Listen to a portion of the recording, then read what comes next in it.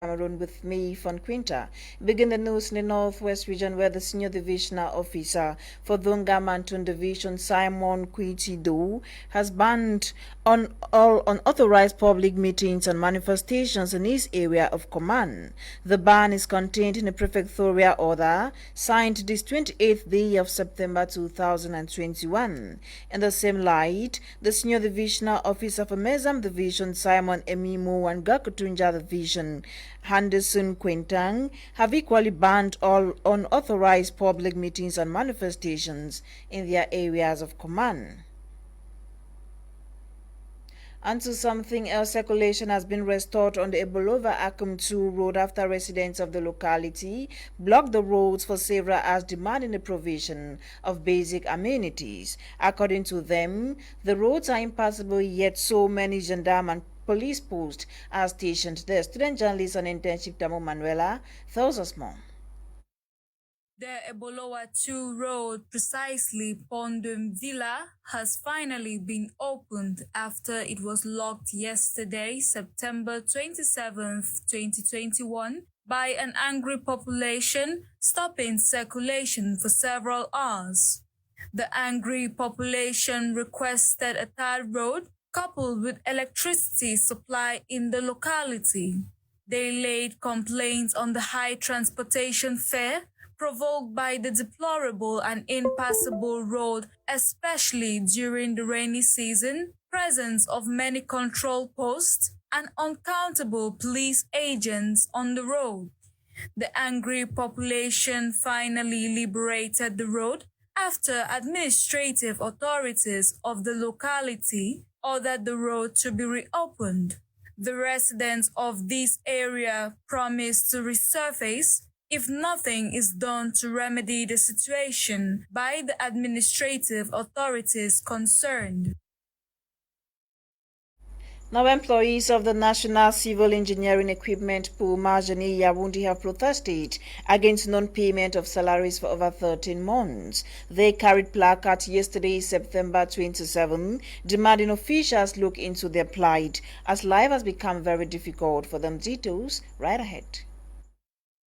Gates locked and activities grounded as workers of the National Civil Engineering Pool, Marjani Yawundi, are protesting against non-payment of salaries. The disgruntled workers say for over 13 months, they have not received their pay. For more than 20 years we are there for Marjani, we get problem for salary. And this problem for salary, if they make them, they know the pay we. You feel imagine, say, we dey on and off, salary no day. Last time we will go for strike, then minister become, he tell we say, no worry, it go solve the problem. But he never solve until today.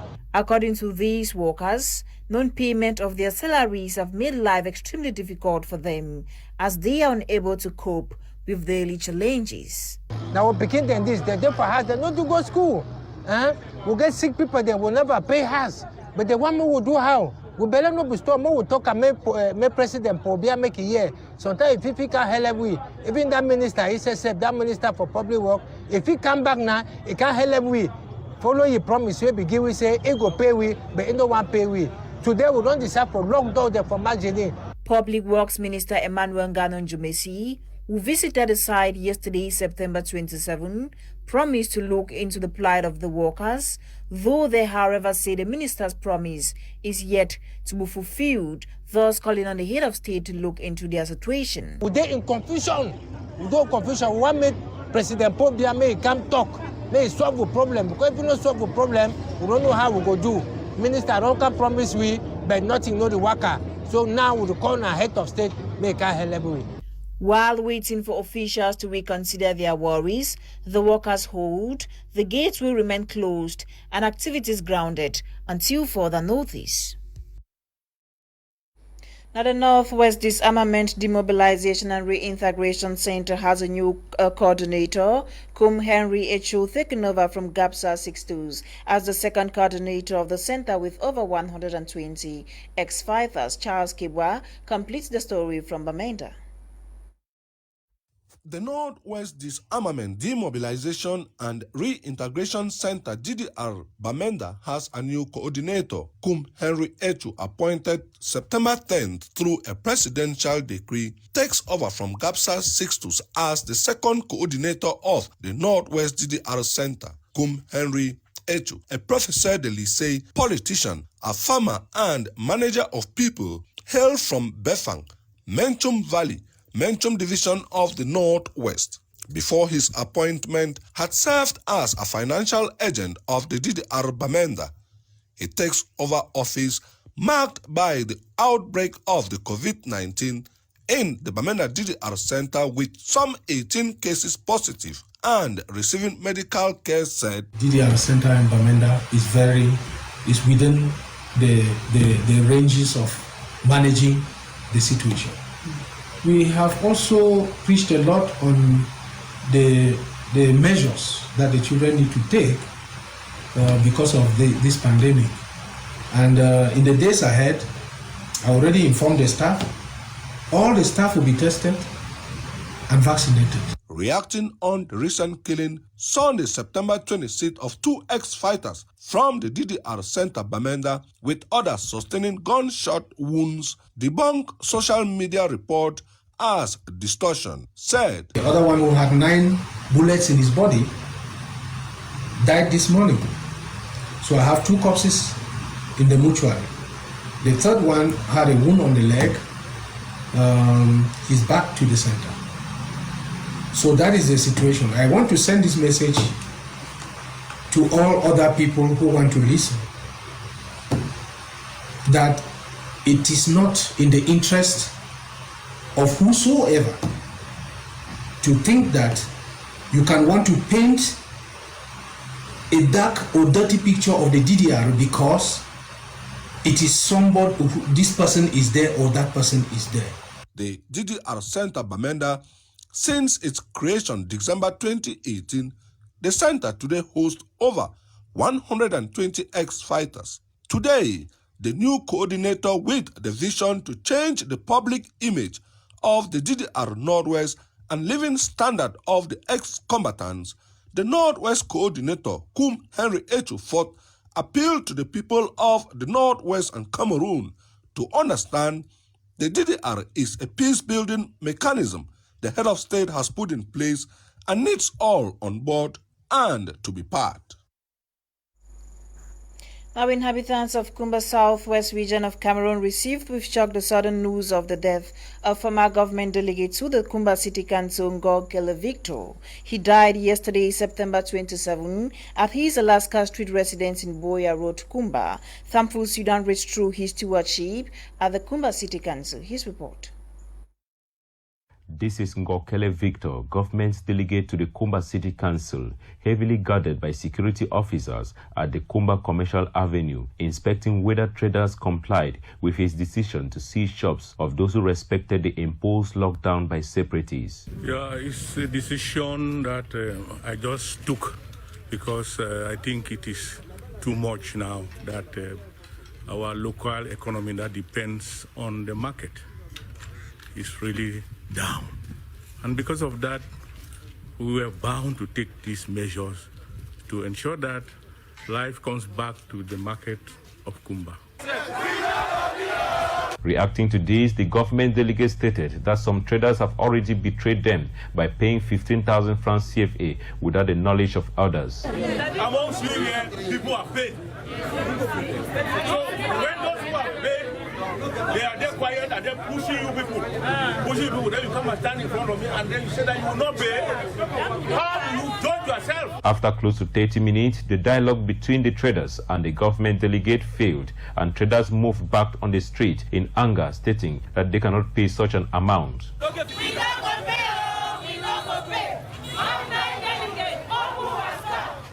If you feel much goes from Monday, go do their business. So Amberman will come attack the number. FON being located. You see, all right. You say, as he did so, make traditional council, it come for this palaver. Now I want to see them. So say them, they go work out with we, go unseal the stores. We stay in the southwest region where elections for the reorganization of basic organs of the CPDM party in FON was characterized by voters' apathy with names of dead persons reported to have featured on the voters' list. Kuma Honore reports from Limbe. Motanga Andrew Monjimba, Eposi Lumanjanjo William, and Ekema Roland are the newly elected presidents of the three wings of the CPDM party in FON. They were elected over the weekend in a highly contested elections to reorganize basic organs of the CPDM party in FON. The Limbe City Mayor, Motanga Andrew, benefited trust and renewed confidence from his party militants by scoring a resounding victory over his opponent in the limousines for the main wing of the CPDM party. Motanga Andrew scored 895 votes as against 55 votes for his opponent. It was a clash of the titans between Madame Eposi Lumanjanjo Williams, incoming president, and Madame Eposi Nwaye Florence, mayor of Limbe 1 Council for the women's wing. At the end of the day, Madame Eposi Lumanjanjo Williams carried the day with 625 votes as against 225 votes for the latter. Ekema Roland was the lone candidate for the youth wing of the CPDM party as his opponent was disqualified following internal regulations binding the elections. The voting environment of the September 24th CPDM reorganization elections of Limbe 1A could be described to have been characterized by voters' apathy as several militants could not find their names on the list, with the names of dead persons prominent in the list of some polling stations. I have been voting every year and every year. Even last time I voted at the government history school up there. Last time I came again, I voted here. But this list that I brought is not a correct list. This list is a list of about 10 years ago. The recent list is not out. So we want the recent list because all of us want to vote. Some militants in my 4 are reported to have engaged in physical confrontations, leading to the injury of few persons, with the driver of one of the candidates hospitalized. Some aspiring candidates did not even vote as their names were not found on the voters' list. There were a lot of irregularities. Some polling stations hadn't the lists. I went to some polling stations. My own ballot box was not there. There was only the CPDM and the white CPDM ballot boxes that were there. I found it so funny. And when I asked the chairperson of the polling station, he told me he was giving just 2 buckets, 2 polling boxes. But when I tried to find out, nobody could give me an answer. It is worth mentioning that voting took place in 19 polling stations representing the 19 subsections in FON. The elections were crowned with celebrations and jubilations at the party secretariat, Down Beach, Limbe. Now, a new intelligence system to curb the high rates of accident-related deaths on the country's highways has been launched by the Ministry of Transport in partnership with Camtrack MT, and this took place yesterday in Yaoundé, Cameroon's political capital, as Audrey Zazathosas. Road users will henceforth be remotely controlled by the centralized monitoring system of interurban transport. The new monitoring system was presented to the public Monday, September 27, in the conference hall of the Ministry of Transport in the capital city. This is an artificial intelligence-based innovation that combines the control of the 3 accident factors. We have the road, we have the vehicles, and we have the human factor. So this intelligence system combines manages this 3 system in a manner that we can be proactive to avoid accident situations.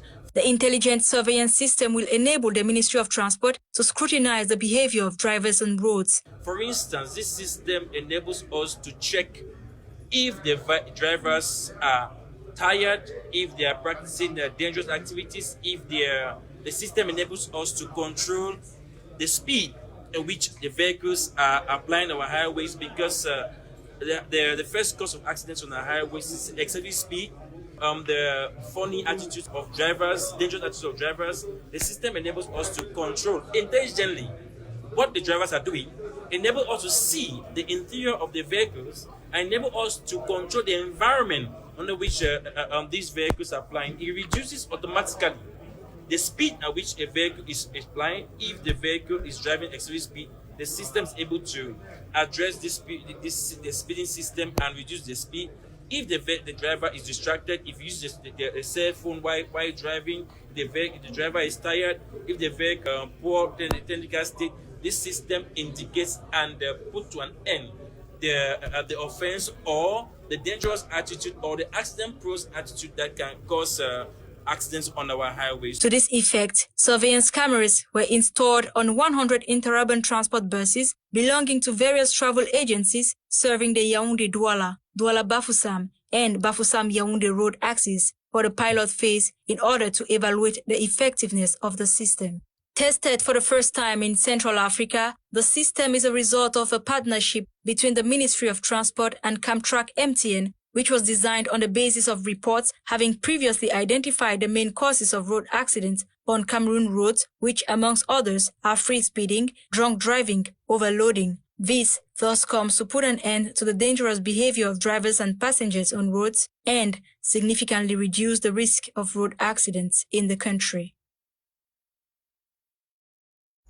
Now, kingmakers of Bamoun have officially announced the passing of the Sultan of Bamoun, Ibrahim Bombon-Joya, who died yesterday, September 27, at the hospital in Paris, France. Besides being a sultan to the Bamouns, Ibrahim Bombon-Joya was a great political figure in the country, as NOLINGA tells us.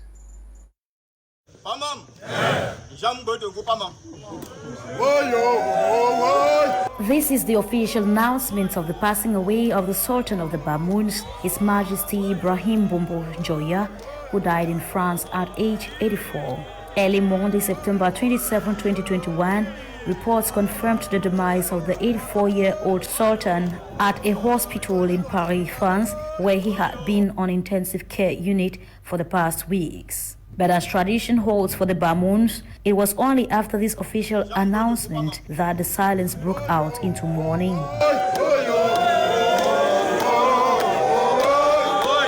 However, at the leakage of his disappearance, as from Monday, September 27th, this population had gathered at the palace to mourn the missing king. Last videos of the Sultan include his departure from the palace for medical attention and as a man of the people, the Sultan could also be spotted socializing with his subjects through culture. Before his demise, the Sultan of the Bamoun, His Majesty Ibrahim Bombon-Joya, has held several important positions in the government, notably as Minister of Youth and Sports, Minister of Information, as well as Cameroon Ambassador to Egypt. He was equally a senator and a member of the political bureau of the ruling party, CPDM. Kassa Village Boya now has a new chief, Ikome Kingsley, recently installed by chiefs from the Muya Chiefs Conference. The new chief has promised to rally all sons and daughters of Kassa Village, as Kuma Honore tells us. Despite the social unrest characterized by gunshots, killings, lockdown, and uncertainties, the indigenous population of Kassa and surrounding villages must have courage to attend the coronation exercise of Chief Ikome Kingsley as the new traditional ruler of Kassa Village, one of the extinct villages under the Munyakot area currently experiencing revival. It did not take up to an hour for the coronation ritual to be performed, with Chief Ikome Kingsley receiving his crown, staff, and baton of command at the palace of Bolifamba in Mile 14, Boya.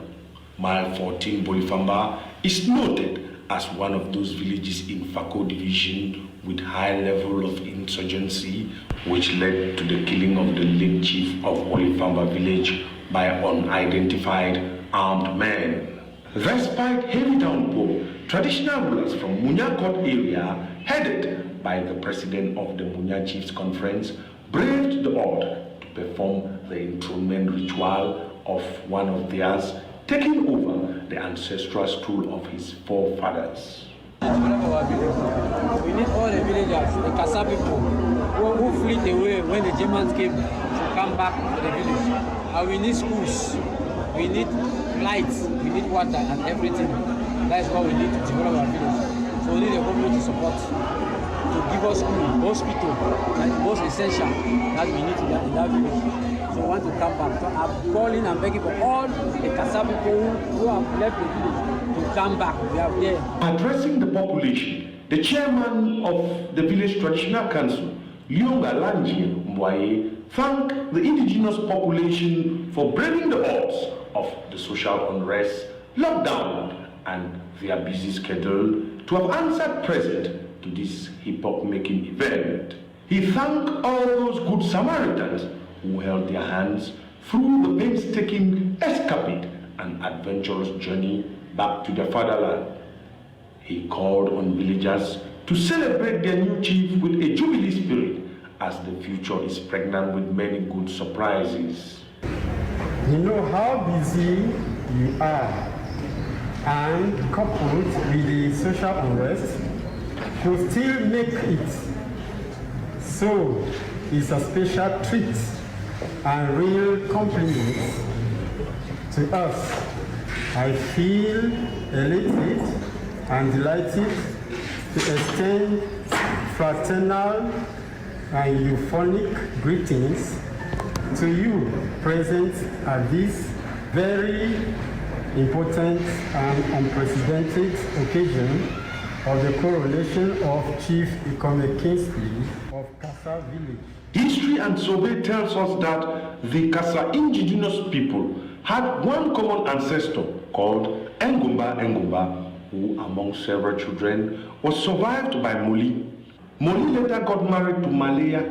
They gave birth to 4 sons, namely Ojunde, Lyonga Ndive, and Ekome, whom today has been enthroned to revamp the village.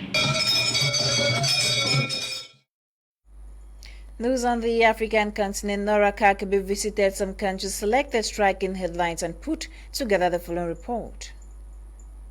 Armed men killed at least 34 people in 2 villages in Kaduna, Nigeria, in the early hours of Monday, September 27. According to the Kaduna government, over 34 people were neutralized in the villages of Madamai and Abum. The government further said security forces who had gone there for intervention equally came under fire, but fortunately forced the gunmen to withdraw after an intense gun exchange.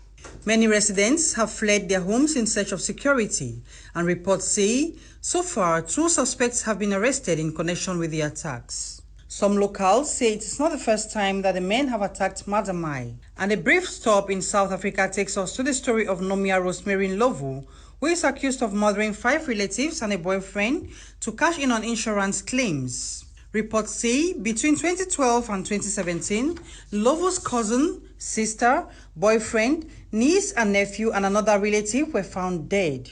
Ndlovu is the main suspect behind their murders, accused of taking out life and funeral insurance in the victims' names and claiming the money after their deaths. Her trial has kept South Africans glued to their screens as Ndlovu walked confidently into the courtroom on Monday. She has been charged with several counts of murder, conspiracy and fraud. However, the 46-year-old has denied any wrongdoing.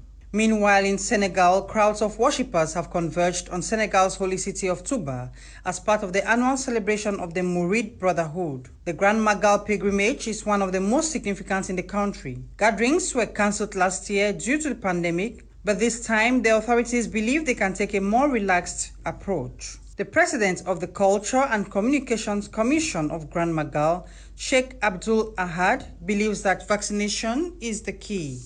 As well as being a religious festival, the Grand Magal has also a political dimension, and many senior politicians travel to Touba to participate in the event. News out of Africa, popular R&B artist R. Kelly has been found guilty of all 9 counts labeled against him. Meanwhile, the United Kingdom is set to launch a special visa scheme for truck drivers and farmers from all nations. These and more with Joingo. In the United States of America, jurors have found R&B singer R. Kelly guilty of racketeering, which includes acts of bribery and sexual exploitation of a child, along with separate charges of sex trafficking. Kelly faced a total of 9 counts, 1 count of racketeering with 14 underlying acts that included sexual exploitation of a child, kidnapping, bribery, and sex trafficking charges. The 8 additional counts were violations of the Mann Act, a sex trafficking law. He was found guilty of all 9 counts. The guilt verdict has, however, branded the R&B star as a predator who used his fame and fortune to prey on the young, the vulnerable, and the voiceless for his own sexual gratification. R. Kelly is set to be sentenced at 10 a.m. on May 4.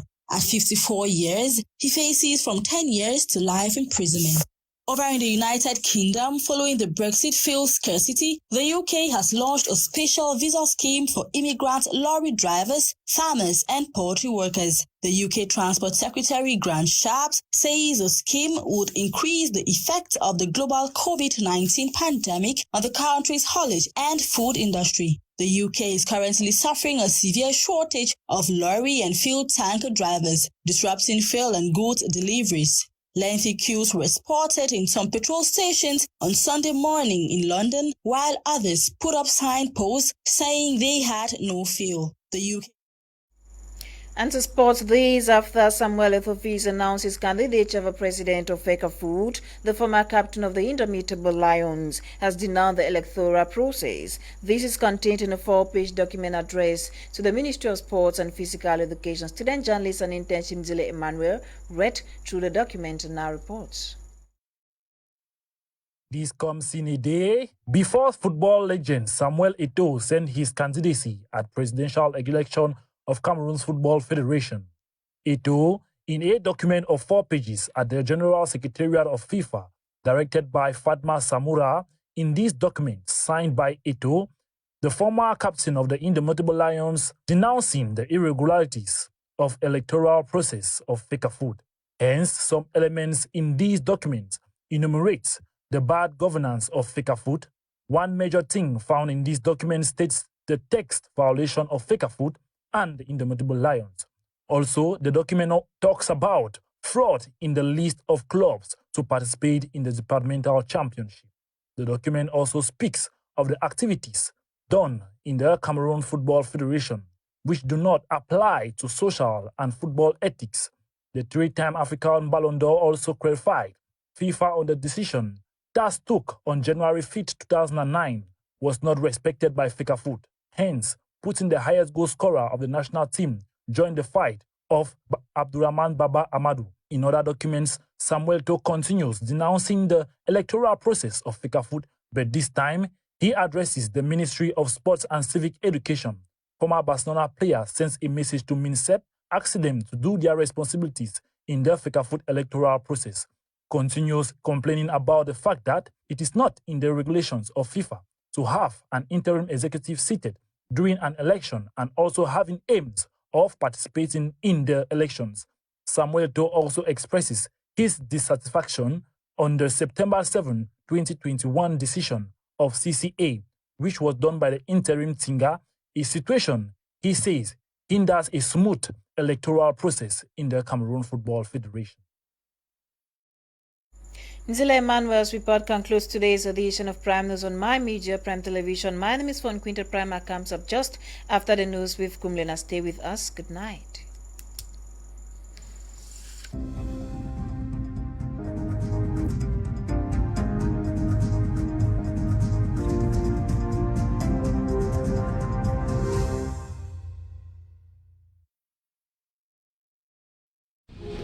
Since 1993, EUG is 3 schools: ESG, ISTA, ISA, 3 ultra-modern campuses with more than